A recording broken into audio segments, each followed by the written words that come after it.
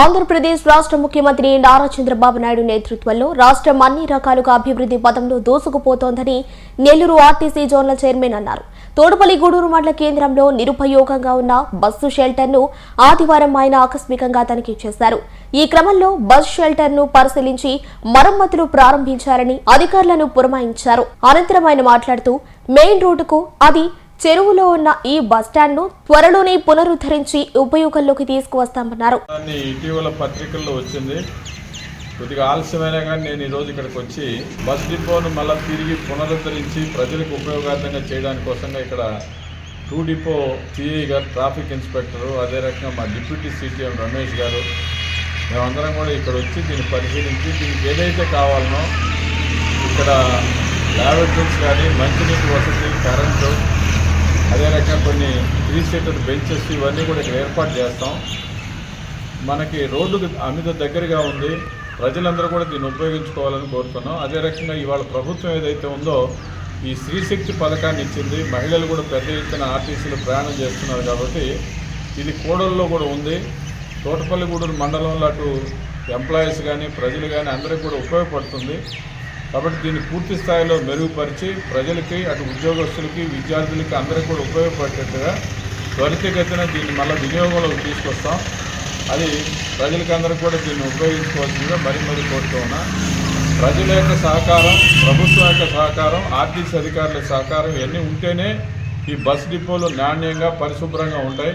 అందువల్ల ప్రజల యొక్క సహకారం కూడా మనకు అవసరం. ఎందుకంటే ఇక్కడ మళ్ళీ రకరకాలైనటువంటి వీటికి ఉపయోగించుకోకుండా ఏదైతే ప్రభుత్వం నిర్దేశించినటువంటి ఈ ప్రాంతంలో ఉపయోగించుకోవాలి. ఇవాళ చంద్రబాబు నాయుడు గారు ముఖ్యమంత్రి అయిన తర్వాత ప్రజలకు మెరుగైన సౌకర్యాలు కల్పించడంలో ఆయన ఒక్కొక్కటిగా ఈ స్త్రీశక్తి పథకం కానీ, అదే రకంగా పాత బస్సుల స్థానంలో 1480 బస్సులు కూడా ప్రవేశపెట్టడం జరిగింది. అదే రకంగా రాబోయేటువంటి రోజుల్లో ఎలక్ట్రికల్ బస్సులు కూడా పెద్ద ఎత్తున రాబోతున్నాయి.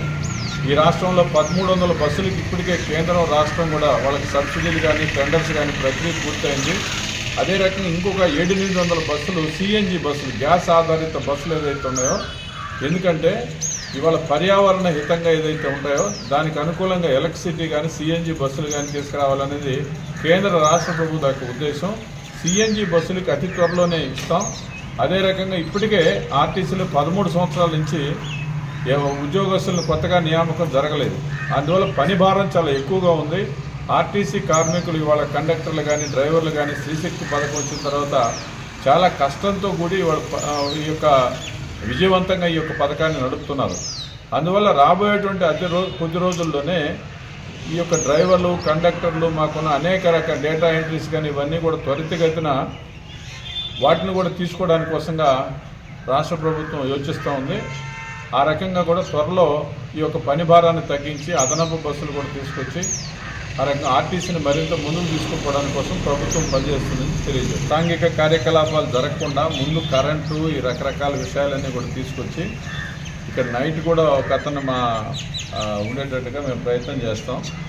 మా వంతు ప్రయత్నం మేము చేసుకొని పోలీస్ సహకారం, అట్నే స్థానికంగా ఉండేటువంటి పెద్దల సహకారం కూడా తీసుకొని ఇది ప్రజలకి మరింత అనుకూలంగా ఉండేటట్టుగా ప్రయత్నం చేస్తాం. ఎప్పటిలోపు పరిస్థితిలోకి వస్తుంది సార్? ఈ వారంలోనే అంత శుభ్రం చేసి మనకి ప్రయాణికులకు అందుబాటులో చేస్తాం. ఈ రోజు నుంచే పని మొదలు పెట్టుకొని చేస్తున్నాం. అంటే ఒక రకంగా మీరు అనడం, అది ఒకప్పుడు మనం ఆర్ఎం అనేవాళ్ళం, డిప్యూటీ ఆర్ఎం. నెల్లూరు 2 డిపో నుంచి దాదాపుగా 4 బస్సులు 20 ట్రిప్పులుగా తోటపల్లి గూడూరు మీదకి వెళ్తున్నాయి. దీనికి సంబంధించి గత వారం రోజుల నుంచి కూడా బస్ స్టేషను సరిగా పట్టించుకోవడం లేదని పేపర్లో కూడా రావడం జరుగుతుంది.